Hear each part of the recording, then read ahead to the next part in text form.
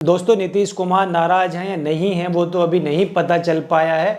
दोस्तों अब जो नाराजगी है वो चंद्रबाबू नायडू की तरफ से है। वो एनडीए के अंदर खफा होने लगे हैं। दोस्तों इतने खफा होने लगे हैं कि उनको बनाने के लिए पहले नरेंद्र मोदी जी पहुंचे थे चंद्रबाबू नायडू के पास में। वो कार्यक्रम में पहुंचते हैं जहां आंध्र प्रदेश के अंदर 2 लाख करोड़ रुपए की सौगात भी देकर आते हैं, लेकिन फिर भी चंद्रबाबू नायडू दोस्तों नाराज रहते हैं। चंद्रबाबू नायडू की जो नाराजगी होती है, जो वो नाराज थे, वो थामे नहीं थम रही थी। दोस्तों चंद्रबाबू नायडू इस बार इतना खफा हो चुके हैं कि किसी और को नहीं, खुद भारतीय जनता पार्टी के चाणक्य कहे जाने वाले अमित शाह जी को सीधे भागकर अमित शाह जी को आंध्र प्रदेश जाना पड़ा उनको मनाने के लिए। दोस्तों एक बार फिर उनको सौगात देनी पड़ी, उद्घाटन शिलान्यास करना पड़ा आंध्र प्रदेश के अंदर। दरअसल चंद्रबाबू नायडू दोस्तों ये जानते हैं कि नीतीश कुमार अगर साथ भी छोड़ देते हैं बीजेपी का, तो नरेंद्र मोदी की जो सरकार है उस पर उतना फर्क नहीं पड़ेगा। लेकिन अगर हमने साथ छोड़ दिया, अगर चंद्रबाबू नायडू ने साथ छोड़ दिया बीजेपी का, तो जो भारतीय जनता पार्टी की जो सरकार है वो गिर जाएगी, उनकी मुश्किलें खड़ी हो जाएंगी और जो सरकार है वो भी अल्प मत में आ जाएगी, उस पर खतरा मंडराने लग जाएगा। दोस्तों आप तस्वीरें देख रहे हैं कि अमित शाह किस तरीके से आंध्र प्रदेश पहुंचते हैं, वो चंद्रबाबू नायडू के साथ शिलान्यास करते नजर आते हैं। दोस्तों ये बात समझने की कोशिश कीजिए कि ये सब आखिर हो क्यों रहा है। दोस्तों देश का बजट आने वाला है, नरेंद्र मोदी के तीसरे कार्यकाल का ये पहला बजट होगा।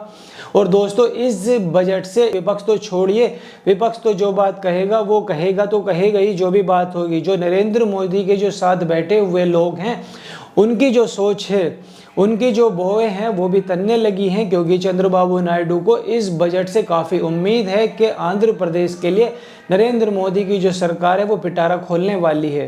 नीतीश कुमार को लगता है कि बिहार पर वो सौगातों की बौछार करेगी एनडीए सरकार, क्योंकि चुनाव होना है बिहार के अंदर, तो बिहार पर भी सौगात की जाएगी दोस्तों। लेकिन दिल्ली के अंदर नरेंद्र मोदी और अमित शाह कुछ अलग ही सोच कर बैठे हुए हैं। दोस्तों भारतीय जनता पार्टी के अंदर पहले ही झगड़ा है, उस बात को छोड़ दीजिए। वहां पर राष्ट्रीय अध्यक्ष पद के नाम का ऐलान नहीं हो पा रहा है, वहां पर सहमति नहीं बन पा रही है, संघ से लगातार झगड़ा चल रहा है।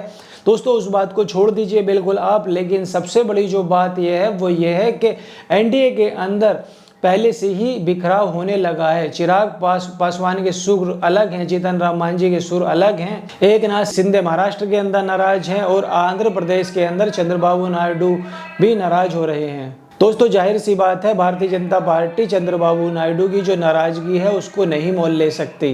दोस्तों वैसे भी तमाम मामलों में उनको पहले ही क्लीन चिट दी जा चुकी है। पिछले 6 महीने के अंदर लगातार जो चंद्रबाबू नायडू खुद को मजबूत करने में लगे हुए हैं। दोस्तों कभी वो क्लीन चिट लेते हैं, कभी लाखों करोड़ रुपए की वो सौगात ले लेते हैं, कभी उद्घाटन समारोह ले लेते हैं, कभी दिल्ली आकर कुछ खजाना ले जाते हैं, कभी वित्त मंत्री से कुछ लेकर चले जाते हैं। दोस्तों कुल मिलाकर चंद्रबाबू नायडू हर तरीके से खुद को मजबूत कर लेना चाहते हैं। दोस्तों अब ये कहा जा रहा है कि अगर बजट में आंध्र प्रदेश को विशेष पैकेज नहीं मिला तो चंद्रबाबू नायडू नरेंद्र मोदी की सरकार के अंदर मुश्किलें बढ़ाते हुए नजर आ सकते हैं। यानी भारतीय जनता पार्टी को ये लगता है कि नीतीश कुमार को तो उन्होंने मना लिया है, नीतीश कुमार उनके पाले में खड़े हैं, लेकिन चंद्रबाबू नायडू अब आंखें दिखा रहे हैं। दोस्तों चंद्रबाबू नायडू के तेवर देखकर भारतीय जनता पार्टी की पहले ही नींद उड़ चुकी है और इसीलिए अमित शाह उनको मनाने के लिए आंध्र प्रदेश पहुंचे। और दोस्तों अमित शाह बिहार नहीं गए थे, उन्होंने बिहार का दौरा कैंसिल कर दिया था। उनको लगा था कि नीतीश कुमार को किसी भी तरीके से मना लिया जाएगा, लेकिन आंध्र प्रदेश का जो मामला है वो संभालना बहुत मुश्किल हो जाएगा।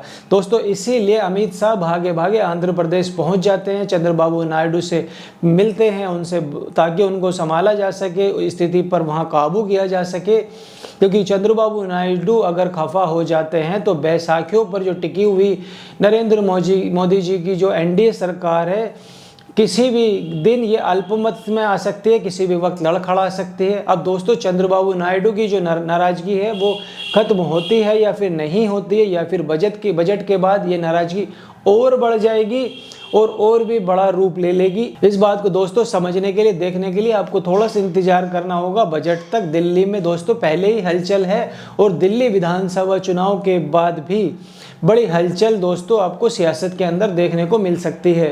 दोस्तों अगर ऐसा होता है कि दिल्ली चुनाव के बाद जो बजट आने वाला है, जो देश का मोदी सरकार का तीसरे कार्यकाल का पहला बजट होगा, अगर उसमें कुछ ज़्यादा सौगात नहीं मिली जो चंद्रबाबू नायडू मांग कर रहे हैं आंध्र प्रदेश के लिए, तो हो सकता है कि केंद्र में बैठी हुई एनडीए की सरकार है वो अल्पमत में आ जाए, क्योंकि नीतीश कुमार पहले ही डमाडोल हैं, चिराग पासवान के सुर अलग बदल चुके हैं, जीतन राम मांझी पहले ही धमकी दे रहे हैं कि अगर मुझे 20 सीटें नहीं मिली तो मैं साथ छोड़ दूंगा या मैं फैसला करूंगा। अगर चंद्रबाबू नायडू भी खफा हो जाते हैं तो दोस्तों इस देश के अंदर जो सरकार है वो अल्पमत में आ सकती है और वो बैसाखियों की सरकार है, कभी भी गिर सकती है।